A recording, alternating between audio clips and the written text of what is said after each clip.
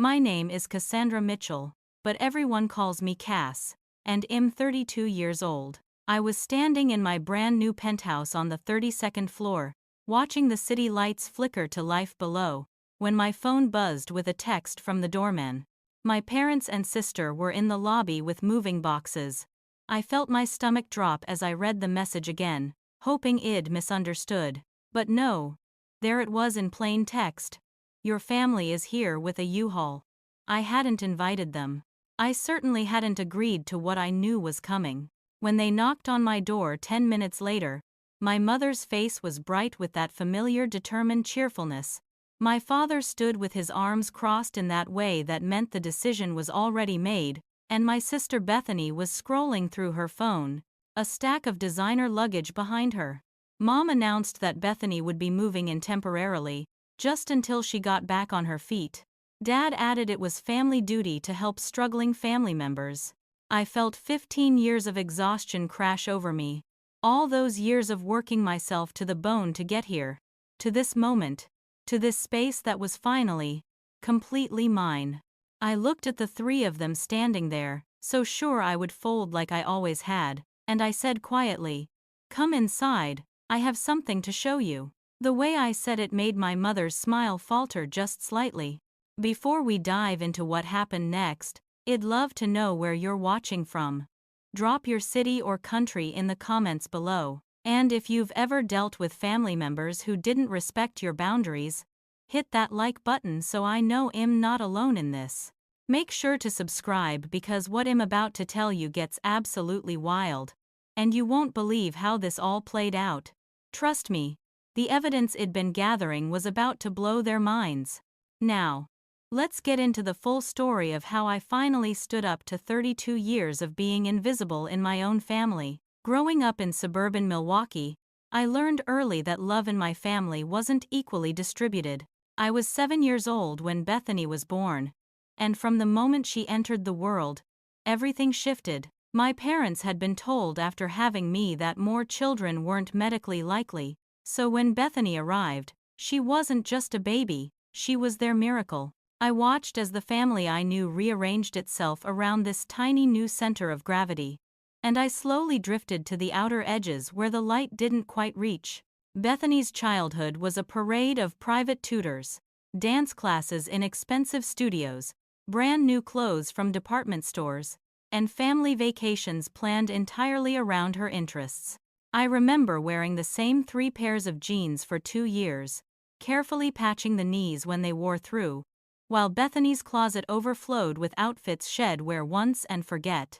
When I turned 14, I got a part-time job at the local grocery store bagging groceries so I could buy my own school supplies because asking Mom and Dad felt like bothering them. They were always so busy with Bethany's schedule, always rushing to her next recital or competition or special event. My 16th birthday fell on a Saturday, and I'd been hoping maybe we could do something small, just cake and a movie at home. I woke up that morning with cautious optimism, came downstairs to find my mother already dressed and frantic. Bethany had a major dance recital that afternoon, the one she'd been preparing for all year, and it had completely slipped Mom's mind that it was my birthday too. Dad looked up from his coffee and said, "We'd celebrate mine next weekend," but next weekend came and went without mention. That night, after watching Bethany accept her first-place trophy to thunderous applause from my parents, I sat alone in my room and made myself a promise. I would build a life they couldn't ignore, a success so loud they'd have to finally see me. When it came time for college, the financial disparity became impossible to overlook. Bethany's acceptance to an exclusive private university was celebrated with a family dinner at the nicest restaurant in town. Dad announced proudly that they'd be covering her full tuition, room, and board, because education was the most important investment. 3 months later, when I brought home my acceptance letter to State University with a partial academic scholarship, Mom patted my hand and said they simply couldn't afford 2 tuitions. I was told I'd need to figure it out myself, maybe take a gap year and work, maybe consider community college as a more affordable option. The message was clear. Their investment had a limit, and I'd reached it. So I worked full-time at a call center during the day and attended community college classes at night. I survived on ramen noodles and coffee, studied in my car between shifts, and watched my classmates enjoy typical college experiences while I calculated whether I could afford both textbooks and rent that month. Meanwhile, Bethany's college years were funded down to her spring break trips and sorority fees. Family dinners became exercises in endurance for me. Bethany's achievements, no matter how small, were discussed for hours. She got a B on a paper, and it was celebrated. I got promoted to team leader at my call center job, and it was mentioned in passing. Then the conversation turned back to Bethany's new boyfriend or her upcoming dance showcase. The pattern cemented itself over the years. Bethany was the star of every family story, the main character whose struggles and triumphs deserved attention and resources. I was the supporting character who was supposed to be grateful for whatever scraps of acknowledgement came my way. When Bethany called crying about boyfriend troubles, Mom would spend 3 hours on the phone consoling her. When I called to share that I'd graduated with my associate degree while working 60 hours a week, Dad said congratulations and then asked if I'd remembered to send Bethany a birthday card. Every family gathering reinforced my role as the forgotten daughter, the one who was expected to understand, to not need things, to make myself smaller so Bethany could shine brighter. This penthouse I was standing in wasn't just an apartment. It was physical proof that I'd broken free from that role. That I'd built something magnificent without their help, without their approval, without their love. And now they wanted to move Bethany into it like it was just another family resource for them to distribute as they saw fit. My journey from that community college student to the woman who could afford a $2.3 million penthouse wasn't a lucky break or a windfall. It was 15 years of relentless, exhausting work that most people couldn't even imagine. After getting my associate degree, I was determined to finish my bachelor's in business. But doing it while supporting myself meant sacrifice became my lifestyle. I worked 3 jobs simultaneously for 4 years. My mornings started at 5 when I'd arrive at an office building downtown to clean before the employees came in. I'd scrub toilets and vacuum floors until 8. Then rush home to shower and change for my waitressing shift at a busy breakfast spot from 9 to 3. After that, I'd work retail at the mall from 4 to 9. Then head to night classes from 10 to midnight 3 times a week. On weekends, I picked up extra shifts wherever I could. I didn't date because I didn't have time. I didn't go to parties or movies or do anything that cost money or took hours away from working or studying. My social life was non-existent. My vacations were mythical. When I finally graduated with my bachelor's degree at 24, it had taken me 6 years of part-time classes, and I cried in my car in the parking lot after the ceremony because I'd done it. I'd actually done it. My parents attended the graduation, showed up 20 minutes late because Bethany needed a ride somewhere, left right after the ceremony, without staying for photos because Dad had to get back for a conference call. I stood there in my cap and gown, alone, and decided I was done waiting for their validation. I started at the bottom of a growing tech startup as an administrative assistant, answering phones and scheduling meetings for executives who barely noticed me. But I noticed everything. I watched how the company operated, studied the software they used, taught myself coding through free online platforms, late at night after work. I was hungry in a way that people who've always had support can never quite understand. Every rejection, every overlooked moment in my childhood, had built this fire in me that refused to go out. The breakthrough came at a company party, when I'd had just enough wine to be brave. I approached the CEO and pitched an idea I'd been developing for months, an innovative customer service AI that could revolutionize how we handled client retention. He could have dismissed me. Most people would have. Instead, he listened, asked questions, and told me to put together a formal proposal. 3 weeks later, I was promoted to junior developer. My salary doubled, and I finally felt like I could breathe. The next 8 years were a blur of climbing, junior developer to senior developer to team leader to director of innovation. I created proprietary software that transformed the company's entire approach to client relationships. I worked weekends and holidays, not because anyone forced me, but because building something that was mine, that proved my worth, was the only thing that made sense. When the company went public last year, the stock options I'd been accumulating suddenly made me wealthy in a way I'd never imagined possible. I bought this penthouse 6 months ago. 32nd floor, floor-to-ceiling windows with panoramic city views, marble floors, designer furniture, 3 bedrooms, 3 bathrooms, a home office, and a kitchen that looked like something from a magazine. It cost more than my parents would earn in their lifetimes combined. I'd earned every single dollar myself. Meanwhile, Bethany's path looked nothing like mine. She'd dropped out of college her junior year to find herself, which apparently meant bouncing between career ideas that never quite worked out. She became a yoga instructor for 6 months until the early morning classes got too tiring. Then she was a life coach, though I never understood what qualifications she had to coach anyone. Most recently, she'd been trying to become a social media influencer, posting inspirational quotes over sunset photos and expecting brands to pay her for the privilege. None of it generated real income. But that didn't matter because Mom and Dad funded every failed venture.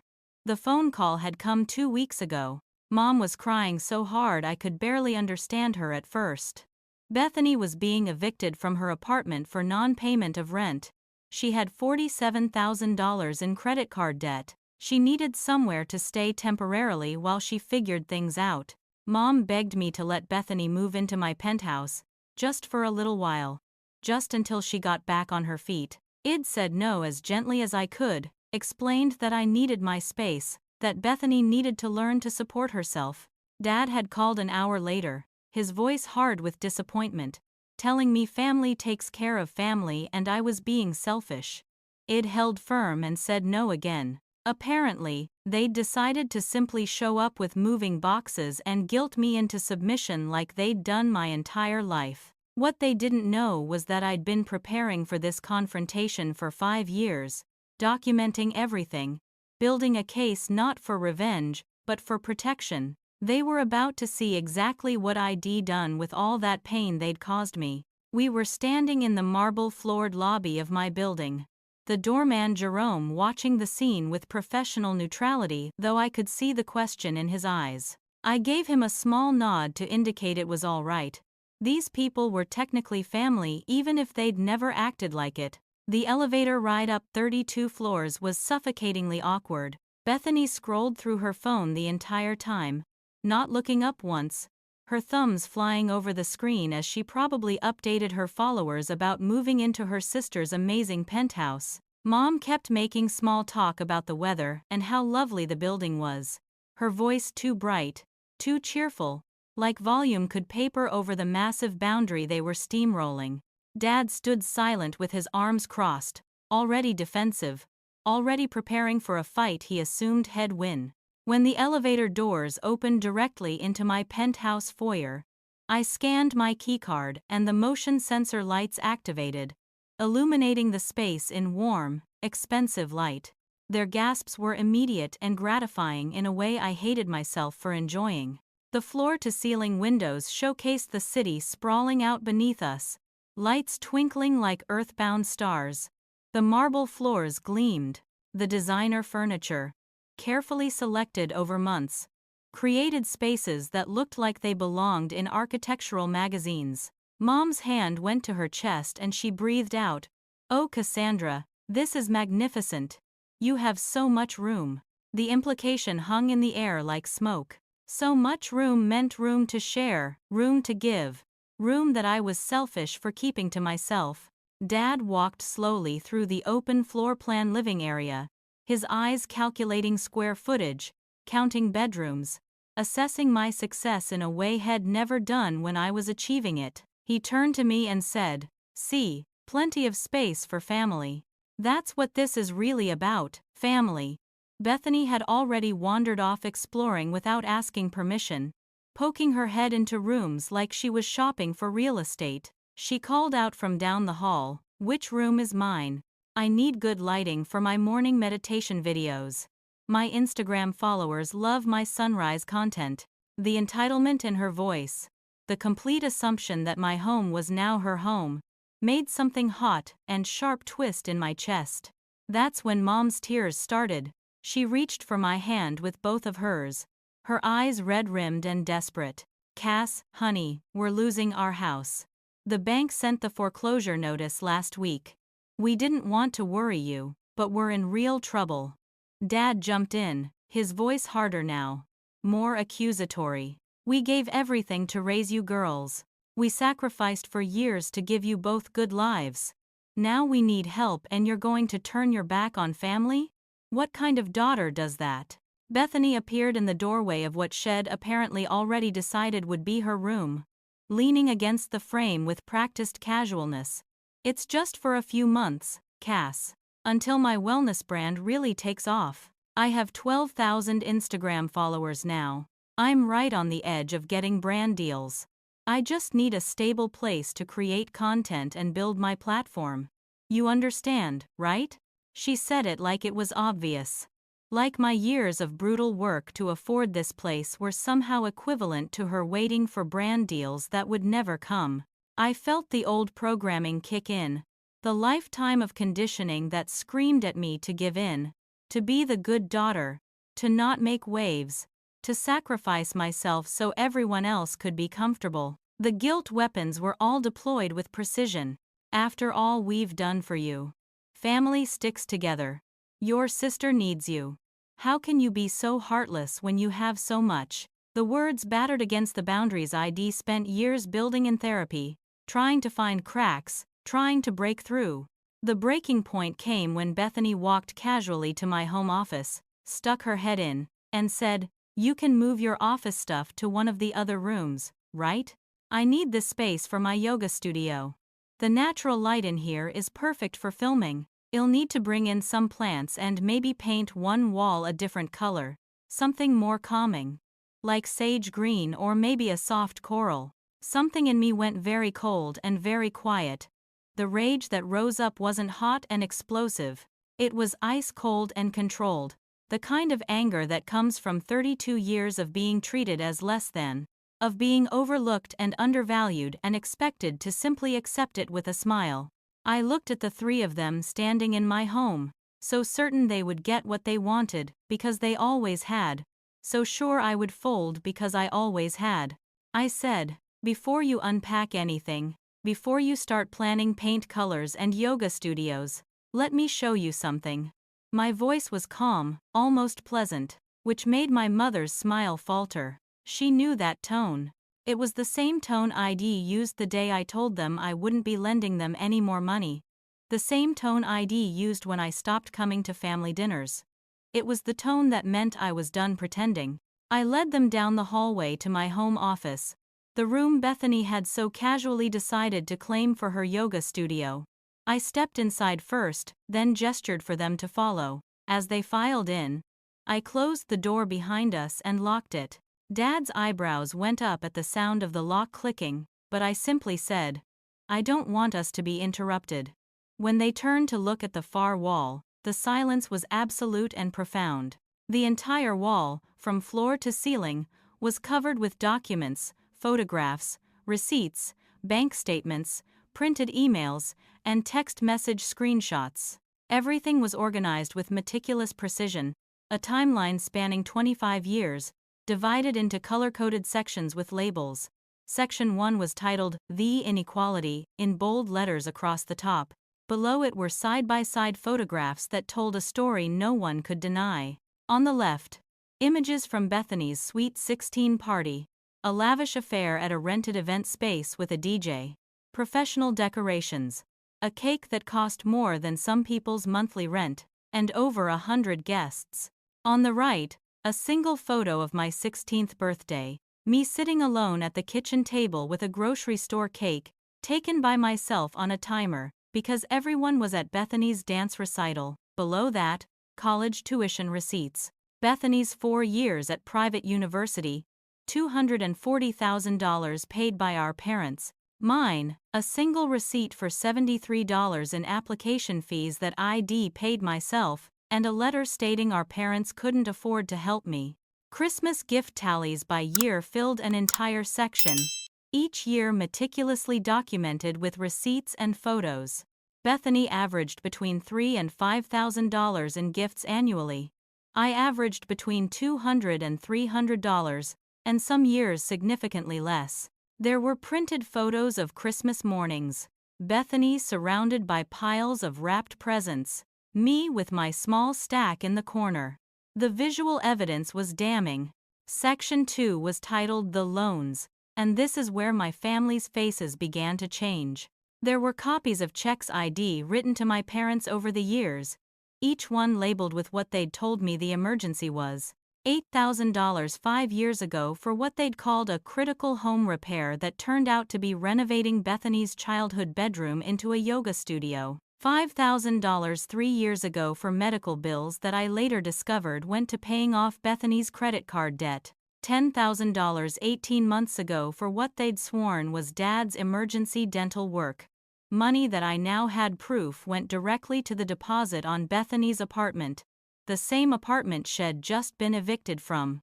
The total at the bottom of the section read $23,000 lent, $0 repaid. Below that, bank transfer records showing exactly where my money had gone, with Bethany's credit card statements and apartment lease to match. Section 3, The Lies, contained printed screenshots of text message conversations and email chains. There was the text from Mom promising that Bethany's yoga studio was really taking off this time and would definitely pay back the loan within 6 months. There were voicemails, transcribed on printed pages, of Dad assuring me that Bethany's life coaching business had signed 3 new clients and was really building momentum. Email chains where Mom begged for just one more loan. Just this last time, for Bethany's security deposit on a new apartment after she'd been asked to leave the previous one for disturbing the neighbors with her morning chanting sessions. Section 4. The manipulation was perhaps the most difficult part of the wall to look at. It contained a compilation of recorded phone conversations, completely legal in our state where only one party needs to consent to recording. I'd started recording our family calls 3 years ago after my therapist suggested I might be experiencing gaslighting. There were transcripts of calls where my parents used guilt tactics, where they compared me unfavorably to Bethany, where they suggested I was cold or selfish for having boundaries. There was a detailed list of family events where my achievements were dismissed and Bethany's were celebrated.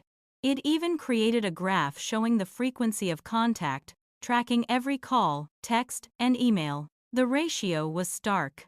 I reached out to them 12 times for every one time they contacted me, and when they did contact me, it was almost always to ask for money or help for Bethany. The silence in the room was deafening. Mom had her hand over her mouth, tears streaming down her face, but these weren't manipulative tears. These were the tears of someone seeing themselves clearly for the first time and not liking what they saw. Dad's face had gone red, then pale, his jaw working like he wanted to speak but couldn't find words. Bethany just looked confused, her head tilting as she studied the wall like it was written in a language she didn't understand. Finally, Mom whispered, "You've been tracking all this? Documenting everything?" Her voice was small and broken. I nodded. For 5 years, I've been keeping records. Not because I'm vindictive, but because every time I tried to explain how you treated me, you'd tell me I was being too sensitive, or remembering wrong, or making something out of nothing. I needed proof. I needed to be able to see it clearly myself, because you'd gaslit me so effectively I sometimes doubted my own memories. Dad's defensiveness kicked in, his default setting when confronted with uncomfortable truths. "This is vindictive, Cassandra. We did our best as parents. Nobody's perfect. We made mistakes, but we loved you both." I turned to him and said quietly, "Did you though? Love us both? Because love isn't just a word, Dad. It's actions. It's showing up. It's seeing your child and valuing them." By every measurable metric on that wall. You loved Bethany, and you tolerated me. Bethany finally spoke, and the genuine confusion in her voice was almost worse than anger would have been. I don't understand why you're so angry. Mom and Dad helped me because I needed it. You were always so independent, so capable. You didn't need help the way I did. She said it like it was simple fact, like the disparity was justified by some inherent difference between us, rather than a difference they'd created and reinforced every single day. I looked at my little sister, this woman they'd crippled with kindness, and felt a complicated mix of anger and pity. That's the problem, Bethany. They taught you that you couldn't function without them, and they taught me that I didn't deserve their help. Both of us were harmed, just in different ways. They didn't prepare you for life. They insulated you from it. And they didn't support me through life. They abandoned me in it. We're both victims of their failures, you just can't see it yet. Before anyone could respond to what ID said, there was a knock at my penthouse door that made all of us freeze. I wasn't expecting anyone, and the doorman hadn't called up to announce visitors. Through the intercom, Jerome's apologetic voice said, "Miss Mitchell, I'm so sorry, but there are more family members here insisting they need to come up. They said it's an emergency family meeting." My stomach dropped as realization hit me. My parents had called in reinforcements. This wasn't just them showing up unannounced. This was a planned intervention to break down my boundaries through sheer numbers. I looked at my mother and saw guilt flash across her face before she looked away. "You called them," I said flatly. "You organized this." Dad's chin lifted in that stubborn way that meant he believed he was right and nothing would change his mind. "We knew you'd be difficult about this, Cassandra. We thought maybe hearing from other family members might help you see reason. Family is supposed to support each other. That's what we're trying to teach you." I walked to the intercom and told Jerome to send them up, my voice hollow. "Might as well get everyone up here at once. Let's make this a real family meeting." When I unlocked and opened the front door, Uncle Raymond, my father's older brother, stood there with Aunt Lucille, my mother's younger sister. Behind them was my cousin Trevor, Bethany's age and equally spoiled by his parents. Uncle Raymond didn't even wait to be invited in before he started. "Cassandra, your mother called us in tears. In tears. She told us how you're refusing to help your own sister. How you're letting your parents face foreclosure when you're living in a place like this." He gestured around at my home like it was evidence of my guilt. "How can you be so selfish? We raised you better than this." Aunt Lucille's approach was softer but no less manipulative. "Honey, family means sacrifice. It means putting others before yourself sometimes. You've been so blessed with success. Don't you think you should share that blessing? Your sister is struggling. Your parents need help. You have all this space, all these resources.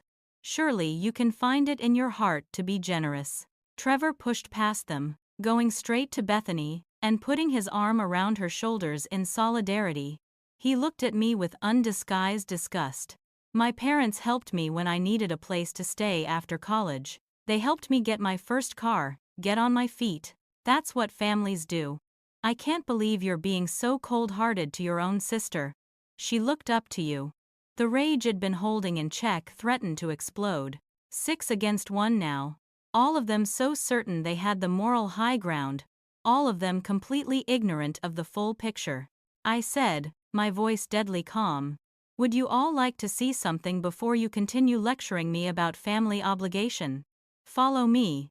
I led the entire group back to my office, opened the door wide, and watched their faces as they took in the evidence wall. Uncle Raymond's self-righteous expression faltered. Aunt Lucille's hand went to her throat. Trevor just stared, his arm dropping from Bethany's shoulders. "Since you're all here to tell me about family obligation," I said, "let me show you the extended family version." I walked to a section of the wall I hadn't shown my parents yet, color-coded in purple. "Uncle Raymond, you co-signed the loan for Bethany's failed bakery business 3 years ago. $15,000 that she defaulted on, leaving you responsible for the debt. You told your wife it was a business investment, but it was actually enabling, and you never told Bethany that you were making those payments. You just kept bailing her out. Uncle Raymond's face went purple, but I continued. Aunt Lucille, you gave Bethany $6,000 last year for what she called an emergency. I have her Instagram posts from 2 weeks later, showing her in Cancun on vacation. The emergency was that she'd already spent her rent money on a new camera for her influencer content. And Trevor, you let Bethany live rent-free in your apartment for 8 months. When she finally moved out, she left it trashed. $2,000 in damages that you paid out of pocket and never told anyone about because Mom asked you not to make a big deal about it. The room was silent except for the sound of Aunt Lucille crying. Uncle Raymond found his voice first, defensive and angry. So what? So we helped family? That's what you're supposed to do. You're keeping score like some kind of accountant instead of being a loving sister and daughter. I laughed, and it was not a kind sound. Yes, I'm keeping score, because when there's a pattern of abuse and exploitation, documentation is protection. You're all so busy enabling Bethany that you've taught her she doesn't have to be responsible for anything. And you've all shown me that I'm only valuable to this family as a resource to be drained. Every single one of you has asked me for money or help for Bethany at some point, but not one of you, not one, has ever asked how I'm doing, or if I need anything. The defense mechanisms activated immediately like I knew they would. This is vindictive. You're keeping score. Money isn't everything. You've changed. The accusations flew at me from multiple directions, but I stood firm. Bethany's tears started, real ones this time, confused and hurt. I thought you loved me, she said, her voice small. This feels cruel. Before I could respond, the intercom buzzed again. Jerome sounded even more apologetic. Miss Mitchell, I'm truly sorry, but there's one more visitor. Your grandmother is here. Everyone froze. Grandmother Iris, Dad's mother, the family matriarch at 78 years old, had arrived. She was the final authority in family matters, the one person whose word carried more weight than anyone else's. I could see my parents exchange a look of relief. They clearly believed grandmother would side with family unity, would tell me to stop being difficult, and let everyone move in like good families do. I opened the door myself this time. Grandmother Iris stood there with her cane, her silver hair perfectly styled, her sharp eyes taking in my face and reading the exhaustion there. She stepped inside, and I closed the door behind her. Everyone had moved to the living room, creating a sort of tribunal with me facing them all. Grandmother walked slowly through the space, looking at each family member's face, then turned to me. "Show me what they're all so upset about," she said simply. So I did. I led her to the evidence wall, and unlike everyone else, she didn't gasp or exclaim. She simply stood there for 10 long minutes, reading, studying, absorbing. She leaned heavily on her cane, and I pulled my desk chair over for her. She sat without comment, and continued reading every single document, every photo, every receipt. The rest of the family waited in the living room in tense silence. When she finally finished, Grandmother Iris stood up, steadied herself on her cane, and walked back to where everyone was waiting. The room held its breath. She turned to her son and daughter-in-law, and her voice, when she spoke, was heavy with disappointment. "Graham, Diane," she said, "you should be ashamed of yourselves." The shock on my father's face was almost comical. "Mother, I don't think you understand the situation. Cassandra has been keeping track of every dollar, every gift, every perceived slight. It's unhealthy. She needs to learn about forgiveness and family." Grandmother Iris held up one hand, and my father's mouth snapped shut. When the matriarch spoke, everyone listened. That was the rule in our family, the one rule that had never been broken. "I understand the situation perfectly, Graham. I've been watching this situation develop for 32 years. And I've watched you repeat the exact same pattern your parents used with you and your sister." My father flinched like he'd been slapped. "That's different." "It's exactly the same," Grandmother said quietly. You and Raymond were raised just like you raised these girls. You were the golden child, Graham. Your sister Patricia, she was the one expected to be independent, to need less, to achieve without help. She worked 2 jobs to put herself through college while your parents paid for your law degree. She moved to Australia 30 years ago, and you've spoken to her maybe a dozen times since. That's what this pattern does. It destroys families. The room was dead silent. I'd never known about Aunt Patricia, had never even heard her name mentioned. Grandmother turned to look at me, and her eyes were sad. I've been putting money in a trust fund for you since you were 18 years old, Cassandra, because I watched them do to you what they did to your Aunt Patricia. I saw you at family gatherings, always on the outside, always overlooked. I saw your high school graduation when your mother left halfway through the ceremony to get to Bethany's dance practice. I noticed when you stopped coming to family events altogether around age 25. I tried to talk to your parents multiple times, but they insisted I was imagining things, that they loved both their daughters equally. Mom was crying openly now, but these were different tears. These were tears of recognition, of shame. We didn't mean to, she whispered. We didn't see it. That's because you didn't want to see it, grandmother said, her voice sharp. It's easier to tell yourself that Cassandra was just naturally independent, naturally capable, naturally not needing your support. But children don't come out of the womb not needing their parents, Diane. You taught her that her needs didn't matter by ignoring them over and over again. You taught Bethany that she couldn't function without you by never letting her try. Uncle Raymond tried to interject. Mother, this isn't the same situation. We're talking about Cassandra refusing to help when she has the means to do so. Grandmother turned her sharp gaze on her older son. Raymond, you've enabled Bethany just as much as her parents have. You've all treated her like a fragile thing that needs constant protection and support, and now she's 25 years old and has never successfully supported herself. That's not love. That's harm. You've harmed both of these girls, just in different ways. She walked over to where Bethany sat, looking small and confused. Bethany, dear, do you know how to create a budget? Bethany shook her head. Do you know how to negotiate a salary? How to read a lease agreement? How to handle workplace conflict? More head shaking. Why do you think that is? Because I never needed to know, Bethany said quietly. Mom and Dad always handled that stuff for me. And that, grandmother said gently but firmly, is the problem. You're 25 years old, and your parents have set you up to fail at life. They thought they were protecting you, but they were crippling you. Your sister, she pointed at me, learned all those skills by necessity because no one was there to do it for her. It wasn't fair to her, but it made her strong. What they did to you wasn't fair either. And it made you weak. Both of you deserved better parents. Dad stood up, his face red with anger and hurt. That's enough. We made mistakes, but we're not monsters. We're trying to help our daughter. Grandmother's voice cracked like a whip. By forcing her sister to house her? By guilting Cassandra for having boundaries? By showing up at her home with moving boxes without permission? That's not help, Graham. That's entitlement. You raised Bethany to believe the world owes her support, and you raised Cassandra to believe she's not entitled to anything. Now you're all shocked that Cassandra has finally said no. Aunt Lucille wiped her eyes and said, but what are they supposed to do?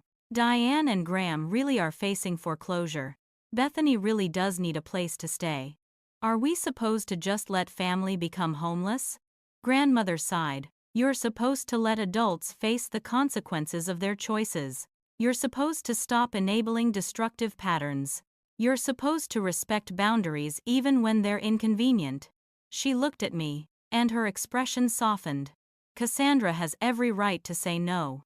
She's offered help before, and been burned. She's worked herself to exhaustion to build a life, and now you all want to move into it, like she's a hotel. That's not family. That's exploitation. The room descended into chaos then. Uncle Raymond angrily defending his brother. Aunt Lucille crying harder. Trevor trying to argue. My parents looked shell-shocked. But Bethany, Bethany had gone very quiet. She was staring at me like she was seeing me for the first time. "Why didn't anyone teach me?" she asked suddenly, her voice cutting through the noise. Everyone stopped. Bethany looked at our parents.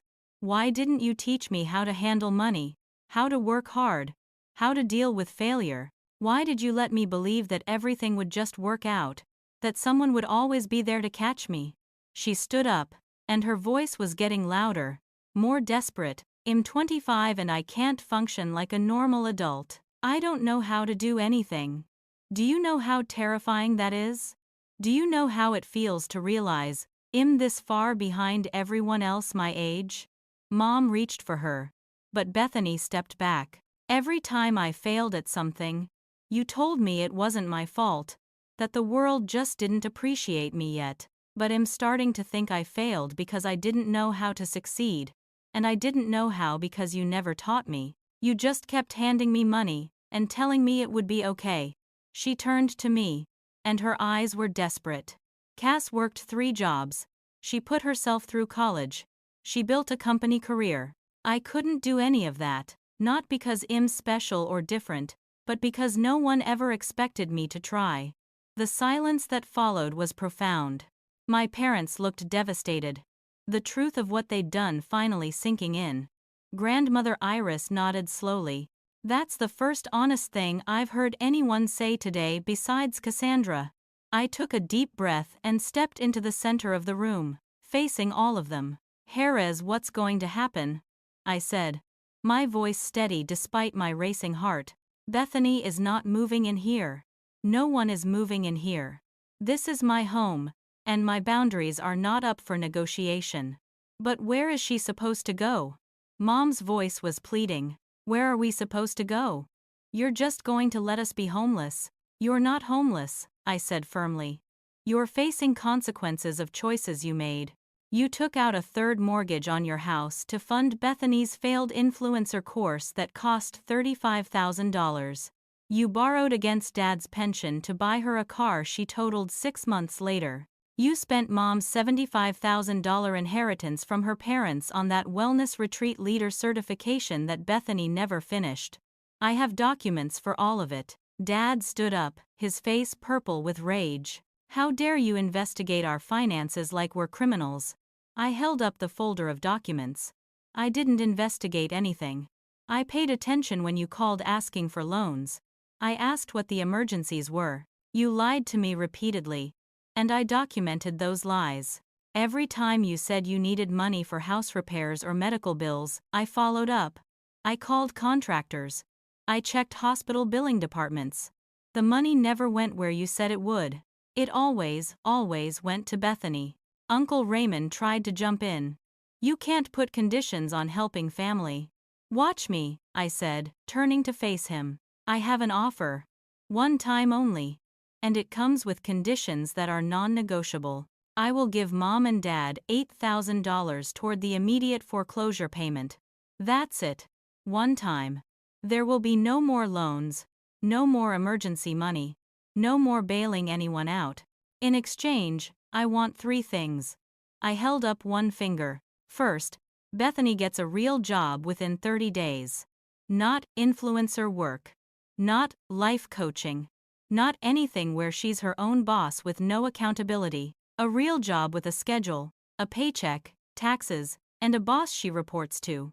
If she doesn't have employment in 30 days, my financial help stops immediately and you never ask me for money again."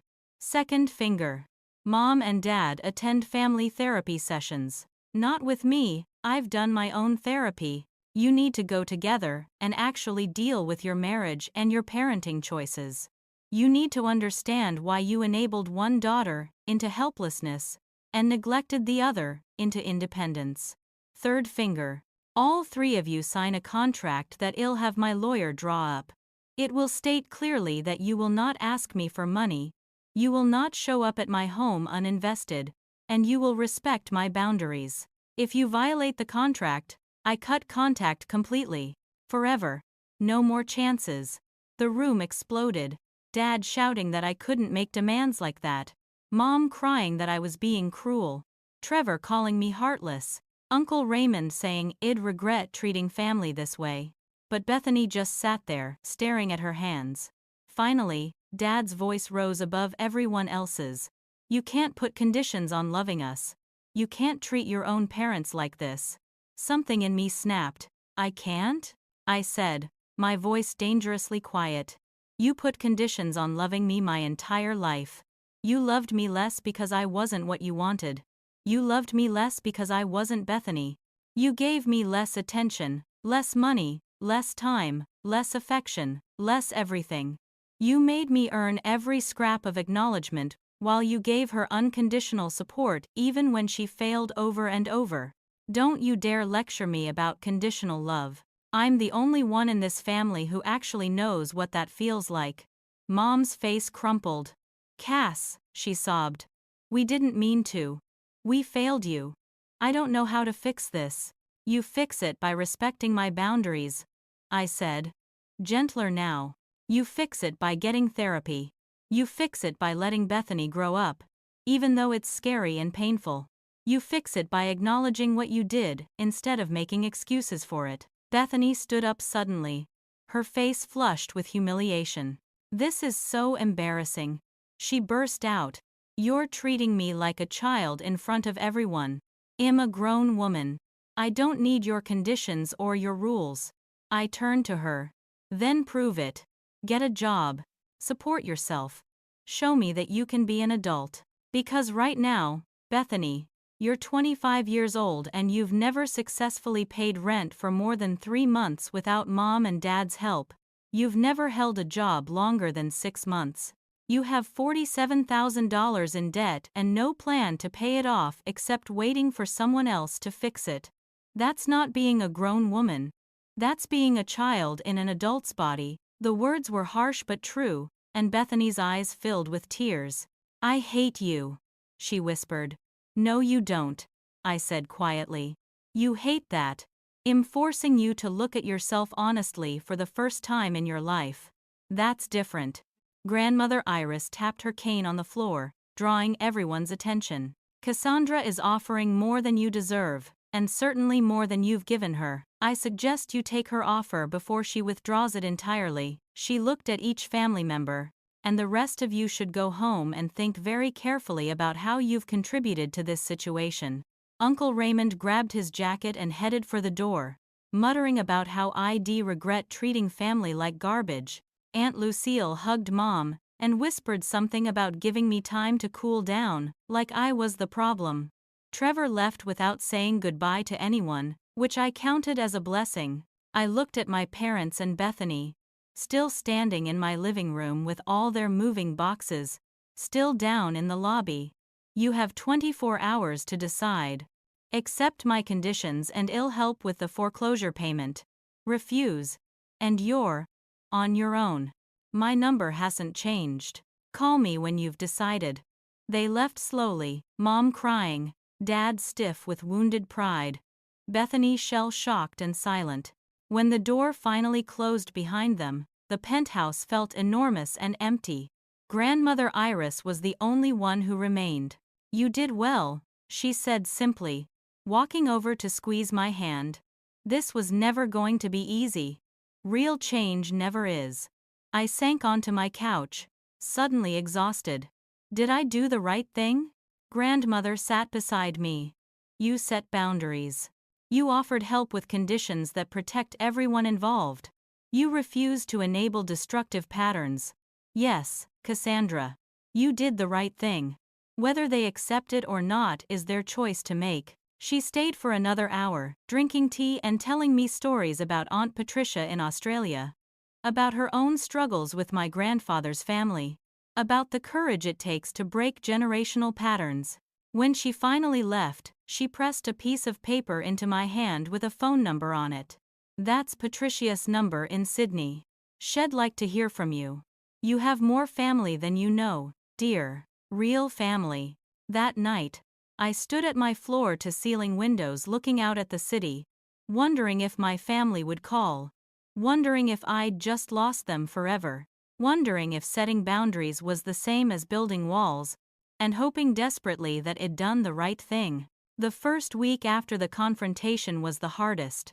My phone stayed silent, and the silence felt like judgment. I kept checking to make sure it wasn't on Do Not Disturb mode, that I hadn't accidentally blocked anyone, that the service was working. The silence was deliberate, calculated. A punishment designed to make me feel guilty enough to apologize and take back my conditions. I knew this tactic. I'd experienced it before in smaller doses throughout my life. What they didn't know was that my therapist had prepared me for exactly this. Dr. Sarah and I had been working together for 3 years, and she'd warned me that setting boundaries with family members who'd never respected them would feel like a war. She was right. The guilt was crushing some days. I'd wake up at 3 in the morning convinced I'd been too harsh, too demanding, too cruel. I'd lie there replaying the scene, wondering if I should have just let Bethany move in temporarily. If I should have been the bigger person. If I was really as selfish as they'd implied. Then I'd get up and look at the evidence wall, still up in my office, and I'd remember that I wasn't crazy. The pattern was real. The neglect was documented. The exploitation was factual. Social media became another battlefield I hadn't fully anticipated. I'd never been very active on platforms, but I checked them occasionally. By day 4 of silence, Trevor had posted a vague status update about how some people value money over family, and how success changes people for the worse, and how he was grateful his parents taught him the importance of loyalty. It had 63 likes and comments from extended family members and mutual friends who had no idea what had actually happened. I didn't respond.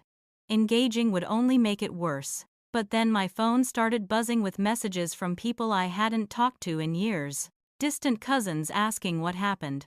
Old family friends saying they'd heard I was going through something and was I okay. The story being circulated wasn't the truth. It was a carefully edited version where I was the villain. The successful daughter who'd gotten too big for her britches and abandoned her struggling family in their time of need. I wanted to defend myself, to send them all screenshots of the evidence wall, to make them understand. But I didn't. Dr. Sarah's voice in my head reminded me that I didn't owe my story to anyone. That people who believed gossip without asking for my side weren't my people anyway. Grandmother Iris called every single day, usually in the early evening. She'd tell me about her day, ask about my work, share memories from when she was my age. She never asked if I'd heard from my parents. She didn't push me to reconcile or soften my stance. She just showed up consistently, which was more than my parents had ever done, and it meant everything. Week 2 brought the real smear campaign. I heard through Aunt Lucille, who'd started texting me occasionally with tentative messages of support, that Mom had called a family meeting without me. She'd apparently broken down crying, telling everyone how she and Dad were losing their house, how Bethany was struggling, how I had millions but refused to help, how they'd raised me better than this. Aunt Lucille said the meeting had been divided. Some family members sided with Mom immediately. Others asked questions about what had actually happened. Uncle Raymond had declared that I was dead to him, that anyone who stayed in contact with me was betraying the family. The family was fracturing along fault lines that had probably existed for years but were now impossible to ignore. Aunt Lucille told me she'd defended me, explaining that there was a lot more to the story, that maybe everyone should hear my side before judging. Uncle Raymond had called her a traitor. She'd left the meeting in tears. The next day, she'd come to my penthouse with coffee and pastries, and we'd talked for 3 hours. She admitted she'd seen the favoritism growing up, had even mentioned it to Mom a few times over the years, but had been shut down. "I'm sorry I didn't push harder," she said. "I'm sorry I let them treat you like that without standing up for you." The unexpected ally came in the form of Margot, a woman who'd been friends with my parents since before I was born. She reached out via email, saying she needed to talk to me in person. We met at a coffee shop downtown, and she'd barely sat down before she started apologizing. "I watched them overlook you your entire childhood, Cassandra. I saw it happening and I never said anything. I told myself it wasn't my place, that every family has its dynamics, that maybe I was reading too much into it. But I wasn't. They treated you like you were somehow less deserving of their attention and love, and it was wrong. I'm sorry I never spoke up. Her validation felt like water in a desert. Someone else had seen it. I wasn't imagining things. I wasn't being oversensitive. It had been real and observable and wrong. We talked for 2 hours, and she filled in details about my childhood that I'd forgotten or blocked out. Birthday parties where I'd been told we couldn't afford them, but then elaborate parties for Bethany months later. School events my parents had missed because they conflicted with Bethany's activities. The pattern had been consistent and clear to anyone paying attention. Week 3 brought the first crack in the wall of silence. Bethany called at 11 at night. I almost didn't answer, but something made me pick up. She was crying so hard I could barely understand her at first. When she finally calmed down enough to speak, she told me she'd gotten a job, receptionist at a dental office, $16 an hour, 40 hours a week. She'd been working for 5 days, and was exhausted and overwhelmed, and didn't know how she was going to survive. The patients are rude, she sobbed. My boss is demanding. My feet hurt from standing all day. I don't know how to do this. How did you do this? I could have been petty. Part of me wanted to remind her that I'd been doing exactly this kind of work since I was a teenager while she'd been enjoying funded dance classes and shopping trips, but the exhaustion in her voice was real, and under the complaints I could hear genuine fear. She was facing reality for the first time, and it was terrifying. I found myself talking her through it gently. The first few weeks are always the hardest. Your body adjusts to the schedule. You learn the systems. It gets easier. Not easy, but easier. We talked for over an hour. I gave her practical advice about comfortable shoes, how to deal with difficult patients, how to organize her work tasks, how to manage her money now that she had a paycheck coming. At one point, she said quietly, "I never appreciated what you did. I thought you just liked working, that it was easy for you because you're smart. I didn't realize how hard it was, how much you sacrificed. I'm sorry I acted like it was no big deal." It wasn't forgiveness, not yet, but it was acknowledgement. It was a start. Before we hung up, she asked if I was still willing to help with Mom and Dad's foreclosure payment if they agreed to my conditions. I told her I was. She was quiet for a moment, then said, "I think we should do it. I think we need the therapy. I think I need to learn how to be an adult. I'm scared, but I think you're right." Week 4 brought the formal response. My parents called and asked to meet at a neutral location. We met at a small restaurant, just the 3 of us, no audience, no reinforcements. They looked older than I remembered, tired and worn down. Dad started by saying they'd decided to accept my conditions. All of them. They'd already found a family therapist, Dr. Helena Winters, and had their first session scheduled. Mom added that they'd been doing a lot of thinking, a lot of talking, a lot of crying. They weren't ready to fully take responsibility yet. I could hear that in how they phrased things. But they were moving in the right direction. The conversation was stilted and awkward. But it was honest in a way our family conversations had never been before. Dad admitted he'd always wanted to give Bethany everything he hadn't had growing up, and somewhere in that desire he'd stopped seeing what he was taking from me. Mom confessed that she'd been jealous of how independent I was, that she'd needed to be needed and Bethany needed her in ways I didn't. So she'd convinced herself that was how it should be. They were baby steps toward understanding. But they were steps. I kept my word. I transferred $8,000 into their account the next day. I also had my lawyer draw up the contract ID mentioned, outlining clear boundaries about money, visits, and respect. They signed it without arguing, which told me how desperate their situation had become.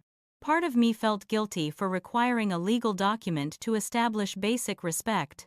Most of me knew it was necessary. The documentary moment came completely unexpectedly. Bethany called me 2 days later. And her voice was different, shaken in a way that had nothing to do with work stress.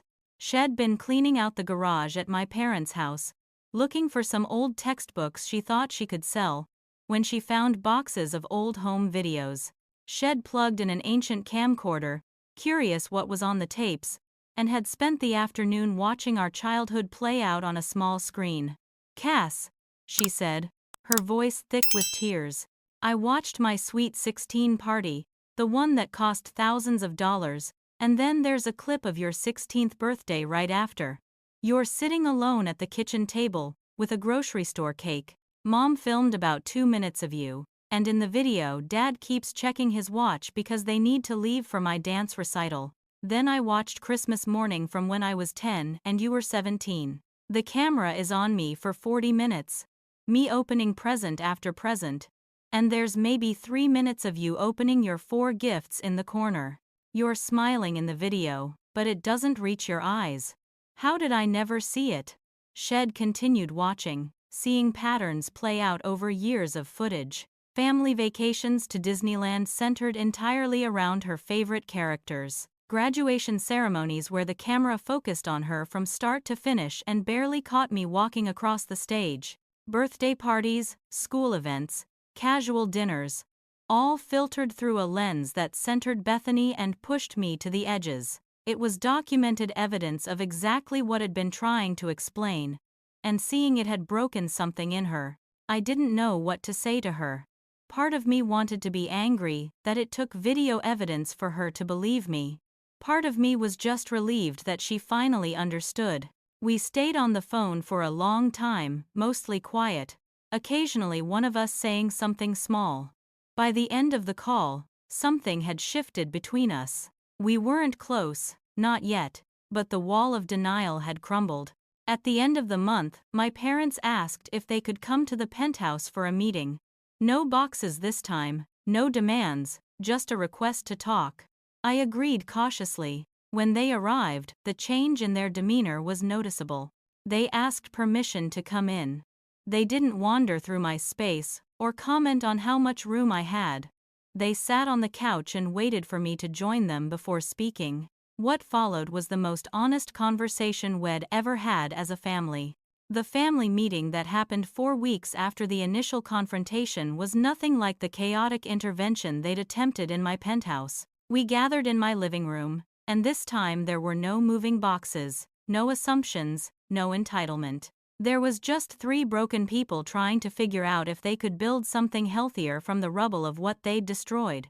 I'd set up chairs facing each other, because I wanted this to feel different from our typical family dynamic, where everyone talked at me while I absorbed their demands. This time, we were equals. Or at least we were going to try to be. Dad spoke first, and I could see how much effort it took for him to meet my eyes. He pulled out a piece of paper, his hands shaking slightly, and I realized he'd written down what he wanted to say, because he was afraid he'd mess it up otherwise. "Cassandra," he began, his voice rough with emotion, "I've spent the last month in therapy with your mother, and in one of our sessions, Dr. Winters asked me to list every major milestone in your life that I could remember. Birthdays, graduations, achievements, important moments. Then she asked me to do the same for Bethany." He paused, swallowing hard. "Your list had 12 items on it. Bethany's had 67. When I saw that written out, when I really looked at it, I couldn't deny it anymore. I failed you so completely that I can barely remember your life.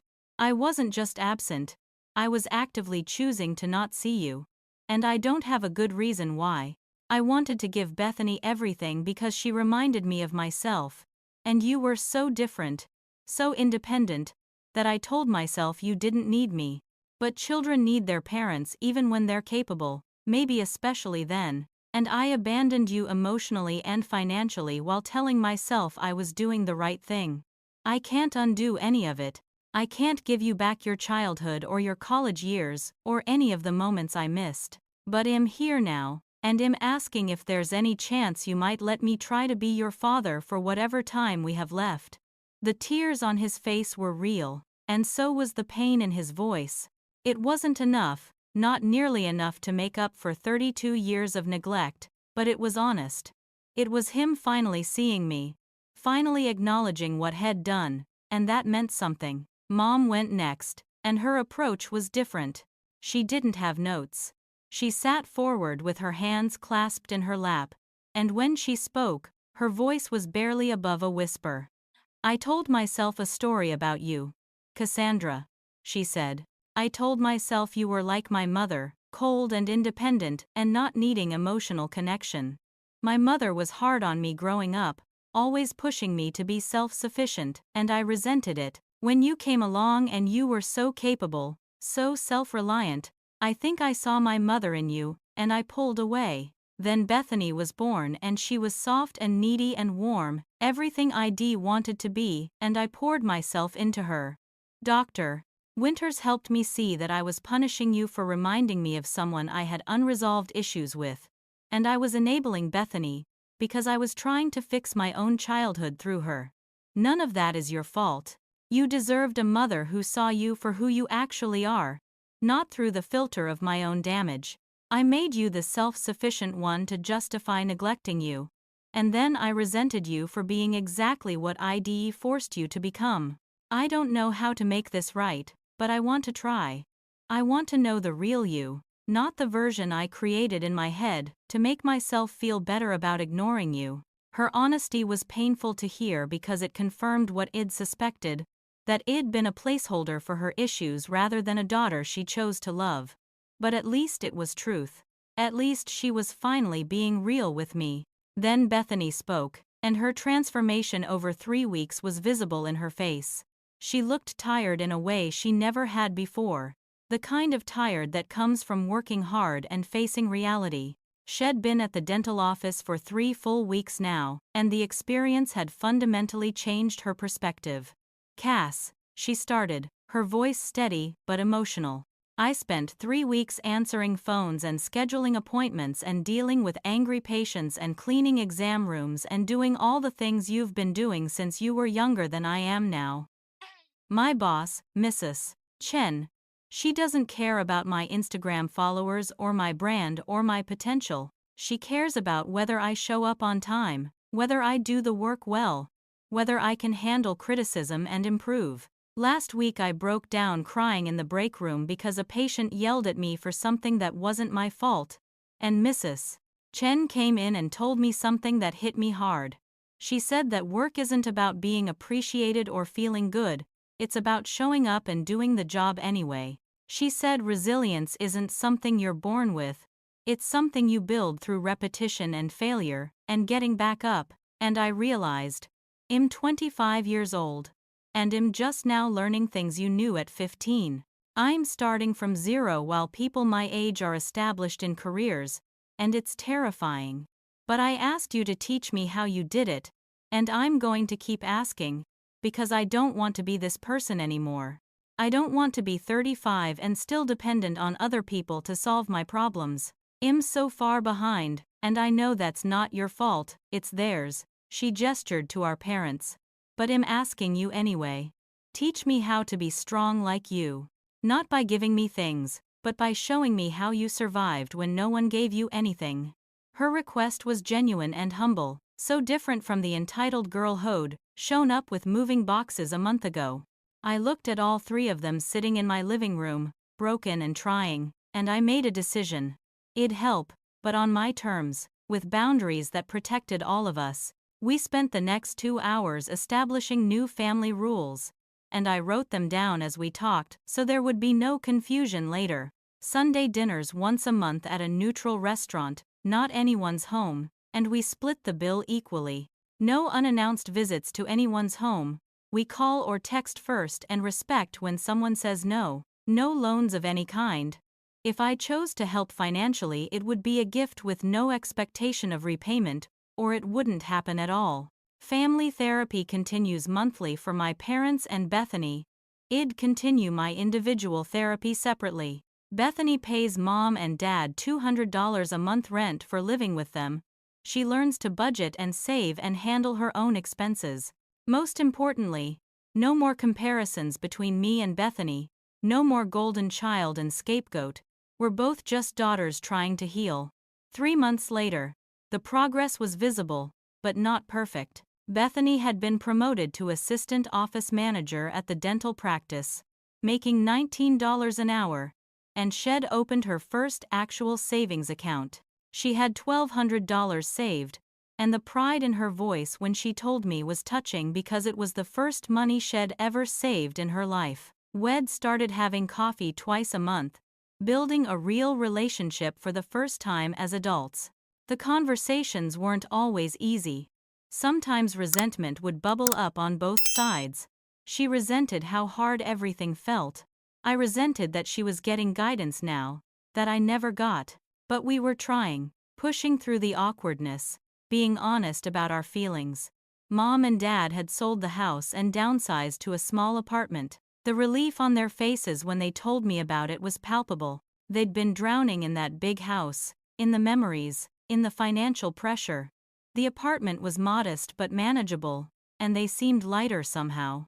Dad had taken a part-time consulting job with his old law firm, not because they needed the money desperately after downsizing, but because he needed purpose. Mom had started volunteering at a literacy center, teaching adults to read, and she came alive talking about it in a way I'd never seen before. Their marriage, according to what Aunt Lucille told me, was actually stronger now than it had been in years. The financial stress of constantly supporting Bethany had been killing them, and now that they'd stopped, they were rediscovering each other. The family therapy sessions, from what my parents shared with permission from Dr. Winters, were revealing deep patterns none of them had recognized. They'd realized that their marriage had become more like a business partnership, focused on managing Bethany, rather than a romantic relationship. They'd stopped being partners and become helicopter parents to a woman in her 20s. Cutting that cord was painful but necessary for everyone involved. 4 months after the initial confrontation, Grandmother Iris called me to her house for tea. When I arrived, she led me to her office and pulled out a thick folder of bank documents. "I've been putting money in a trust fund for you since you were 18, she said, sliding the papers across to me. "I watched them fail you over and over, and I couldn't give you parental love. But I could give you financial security." She'd been depositing money regularly for 14 years, and the account had grown to $150,000. I stared at the number, unable to process it. "Cassandra," she continued, "someone needed to see you, to value you, to plan for your future when your parents wouldn't. I'm sorry I didn't do more, didn't intervene more directly, but I want you to have this now." I cried in her arms like I hadn't cried through the entire ordeal. Someone had seen me. Someone had cared enough to plan for me, to invest in me, to believe I deserved security. The money itself was significant, but what it represented was life-changing. I decided to use it to start a scholarship fund for first-generation college students who were working full-time while pursuing their education. I called it the Overlooked Achievers Fund, and the mission statement made me cry every time I read it. For the students who work 3 jobs, who study in their cars, who never had anyone tell them they could do it, this is for you. You're not invisible. Someone sees you. 6 months after the confrontation, Bethany came to me with a community college catalog and asked for help applying to the business program. "I want to build something real," she said, sitting at my kitchen table with applications spread out in front of her. "Like you did. I don't want to be an influencer or a life coach or any of those things that aren't real careers. I want to learn actual skills and build an actual business someday. Can you help me figure out how to do this while working full-time?" We spent 3 hours going through options, calculating costs, planning schedules. She was serious and focused in a way I'd never seen her before. The work at the dental office had taught her discipline. The financial stress had taught her the value of stability. The therapy had taught her that her parents' enabling had been harmful, not loving. 7 months in, Mom and Dad asked if they could attend my company's annual award ceremony. I was receiving the Innovation Leader of the Year award, a major recognition in my industry. I almost said no out of habit, out of decades of them not showing up for me. But I thought about boundaries and healing and second chances, and I said yes. They sat in the audience and watched me accept the award, watched the video presentation of my achievements, listened to my boss describe how ID revolutionized the company's approach to client relationships. After the ceremony, in the parking lot, Mom was crying again, but these were different tears. "We almost lost you completely," she whispered to Dad, but loud enough for me to hear. "We almost lost our chance to really know her." Dad nodded, his own eyes wet. "We spent 32 years living with her, and we never really saw her. What a waste. What a terrible waste." 8 months after the confrontation, I was alone in my penthouse on a Sunday evening, sunset painting the city gold and orange through my floor-to-ceiling windows. The evidence wall was still up in my office. I'd thought about taking it down several times, but I kept it as a reminder, not of revenge but of reality. It was proof that what happened to me was real, that I wasn't crazy or oversensitive, that the pattern had been consistent and damaging. Some days I needed to see it to remember why boundaries were important. My phone rang, and Bethany's name lit up the screen. She'd just gotten her first real paycheck with the raise from her promotion, and she wanted to talk about her budget. We spent an hour on the phone, me walking her through how to allocate money for rent, savings, bills, and discretionary spending. Her excitement about understanding her finances, about feeling in control of her money for the first time, was infectious. When we finally hung up, I realized we'd talked for over an hour about ordinary life things, sister things, and it had felt natural. I stood at my windows, looking out at the city ID conquered through sheer determination, and I let myself feel what I'd been afraid to feel for months. Hope. They tried to make my home theirs because they never made their home mine, I thought. For 32 years I was a guest in my own family, always provisional, always conditional, always less than. Setting boundaries didn't make me cruel. It made me visible. And finally, after all this time, they're starting to see me. Bethany wasn't my enemy. I'd come to understand. She was a victim of their enabling too, just in a different way. They'd crippled her with kindness while they'd abandoned me with expectations. Both of us had been harmed. Both of us were healing now, learning how to be sisters without the toxic dynamic our parents had created between us. Some days it was hard. Some days old resentments flared. But we were trying, genuinely trying, to build something real. Not everyone had come around. Uncle Raymond still wasn't speaking to me. Several cousins had made their choice to believe the version of events my parents had initially shared, and they viewed me as the selfish, successful daughter who'd abandoned her family. I'd made peace with that. I couldn't control who understood. I could only control my boundaries. The people who were willing to hear the full story, who were willing to respect my perspective, those were my people. The others weren't, and that was okay. Grandmother Iris' health had started declining that fall. She was 78 and tired, she told me during one of our weekly tea visits, but she'd lived long enough to see me stand up for myself, to see the family patterns start to break, to see me thrive in the space ID created. "I'm so proud of the woman you became without their help," she said to me one afternoon, her hand fragile and cold in mine. "Can you imagine what you'll do now with real family support, even if it's imperfect? You've already achieved so much in survival mode. What will you build in thriving mode?" Her words stayed with me through everything that followed. What would I build now that I wasn't just surviving? Now that I had boundaries that were respected, family members who were trying, a sister who was learning, and a home that was truly mine, the possibilities felt endless. In therapy, one session, Dr. Sarah asked me what I'd learned through this entire ordeal. I thought for a long time before answering. "I spent 32 years trying to earn their love," I said finally. "I worked harder, achieved more, needed less, all trying to prove I was worth loving. And I finally learned that I always deserved it, not because of what I accomplished or how independent I was or how little I asked for. I deserved their love just by being their daughter. I shouldn't have had to earn basic parental care. That was their failure, not mine." 1 year after the initial confrontation, almost to the day, Bethany texted me a photo.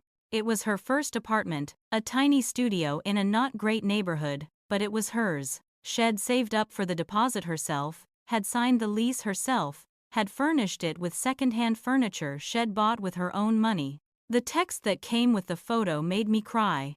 I did it myself. Thank you for showing me how. Thank you for not letting me move into your penthouse. If you had, I'd still be dependent and helpless. This place is small and the heater is weird and my neighbor plays loud music, but it's mine and I earned it, and I've never been more proud of anything in my life. My family was still imperfect, we were still learning how to be healthy. There were still missteps and misunderstandings and moments when old patterns tried to reassert themselves. But we were trying. The Sunday dinners happened most months, and they'd gotten easier, more natural. The therapy was ongoing. The boundaries were holding. Mom and Dad were learning to see both their daughters clearly instead of through the filters they'd created. Bethany was building a life brick by brick, learning skills she should have learned a decade ago, but approaching it with humility and determination. My penthouse remained mine alone. And that was intentional and important. It was a symbol of my self-worth, proof that I could build something magnificent through my own effort. But now, when family visited, it was by invitation, with respect, with boundaries that were honored. It'd gone from having family who took me for granted to having family who appreciated the privilege of being in my life. That shift had required me to risk losing them completely, and it had been worth it. I finally had what I'd fought for. Not just luxury, but dignity. Not just success, but being seen. Not just achievement, but acknowledgement. I had a family that was learning to love both their daughters, that was breaking the patterns that had damaged us, that was choosing healing even when it was uncomfortable. It wasn't perfect, it probably never would be, but it was real. And it was built on a foundation of truth and boundaries instead of enabling and neglect. Late at night, standing at my windows overlooking the city, I sometimes thought about that moment when they'd shown up with moving boxes. So sure I'd give in like I always had. I thought about the evidence wall. About grandmother Iris' validation. About Bethany's first solo apartment. About my parents finally seeing their failures. And I realized that the best thing I'd ever done wasn't building a successful career or buying a luxury penthouse. The best thing I'd ever done was learning that I deserved respect, teaching my family that boundaries aren't rejection but protection, and proving that you can love people while refusing to let them harm you. The city lights sparkled below, and my phone buzzed with a text from Mom asking if I wanted to get coffee sometime this week. Just the two of us, no agenda. Just to talk. I smiled and typed back, yes, because that's what healthy families do. They respect boundaries, they make efforts, they show up, and they see each other clearly. It had taken 32 years and a brutal confrontation and months of painful growth, but finally, I had that. Finally, I was seen. And it turned out, being visible was better than any penthouse view in the world. So tell me, have you ever had to set boundaries with family members who didn't want to respect them? Have you ever been the overlooked child? Or have you watched someone else be overlooked? Drop your stories in the comments below. I read every single one, and your experiences matter. If this story resonated with you, hit that like button so I know I'm not alone in navigating complicated family dynamics. Subscribe if you want more real stories about setting boundaries, healing from family trauma, and building the life you deserve despite difficult beginnings. And please share this with someone who might need to hear that it's okay to say no to family, that boundaries aren't selfish, and that you deserve respect regardless of your relationship to someone. Thank you so much for listening to my story. I hope it gave you courage for whatever boundaries you're trying to set in your own life. Remember, choosing yourself isn't cruel, it's necessary. You deserve to be seen, valued, and respected. Never forget that. Take care of yourselves out there, protect your peace, and know that real family, healthy family, will respect your boundaries. Wishing you all healing, strength, and the courage to build the life you deserve.